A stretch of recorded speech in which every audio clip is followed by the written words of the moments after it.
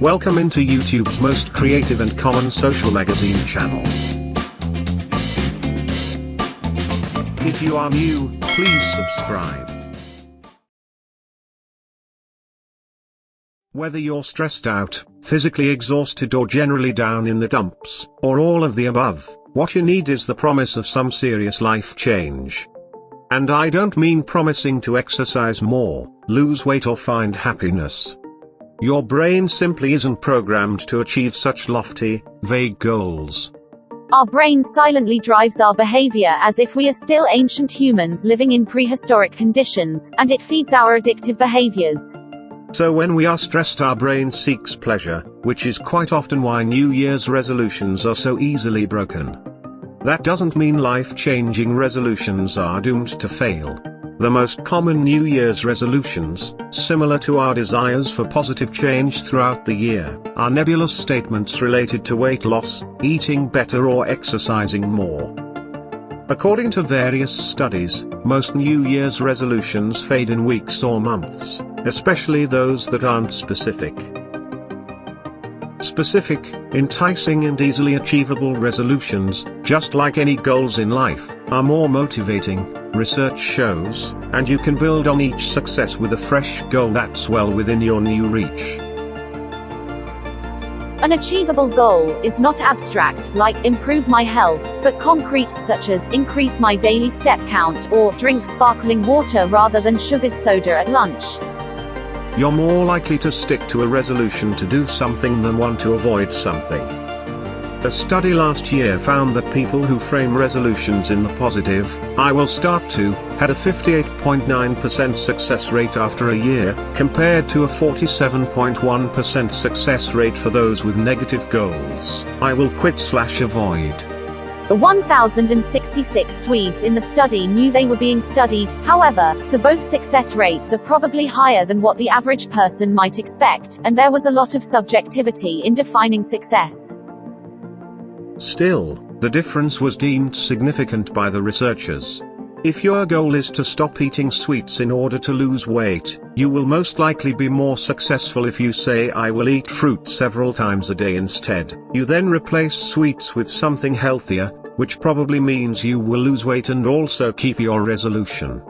Aiming to eat more kale or run a marathon might be worthy resolutions, but not if you hate kale or despise running.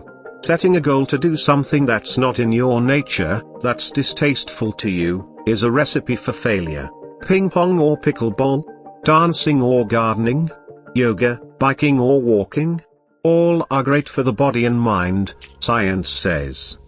Now, once you've got a resolution in mind, you need to make sure your goal is one you truly embrace, that you are fully behind and care about.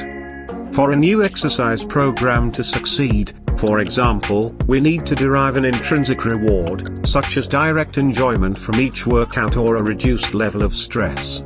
While there are many ways to boost well-being, increasing your level of physical activity is definitely among the most proven. Just don't resolve only to exercise more. In fact, avoid the dastardly word exercise entirely and pick something you might enjoy doing and commit to doing it. Your life changes when your habits change. Great thought. But we humans are creatures of habit. So the foundation for any life change is the forging of new habits. And there are proven ways to do it.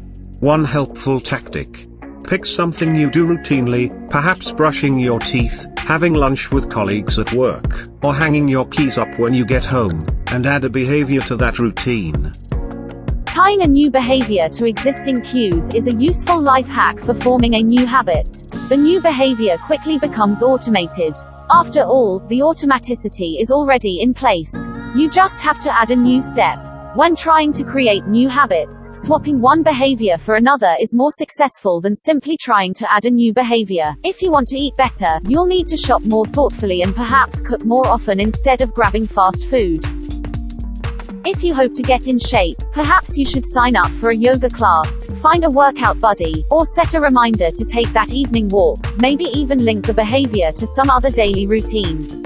If your desire is to be happier, which by now you know is too lofty a resolution by itself, you'll need to not only pick a more specific goal, but you'll need some serious strategy.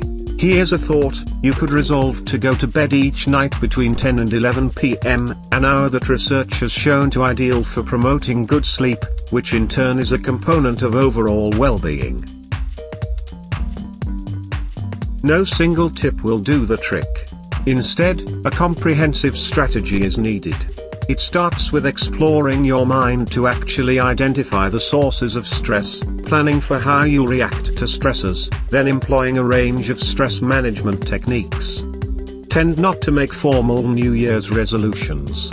Instead, lean into incremental life changes by setting new goals throughout the year, throughout life, whenever the mood, or the need, strikes.